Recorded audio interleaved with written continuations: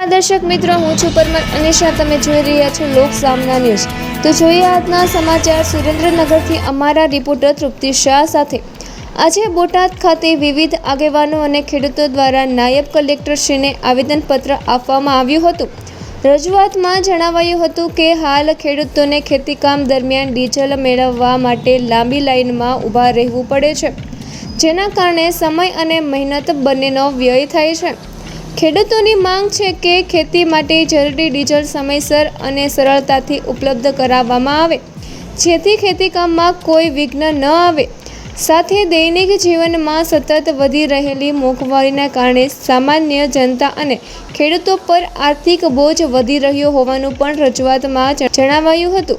આવેદનપત્ર દ્વારા સરકાર સમક્ષ માંગ કરવામાં આવી છે કે મોંઘવારી ઘટાડવા માટે જરૂરી પગલાં લેવામાં આવે તેમજ ખેડૂતોને રાહત મળે તેવા નિર્ણયો ઝડપથી અમલમાં મૂકવામાં આવે.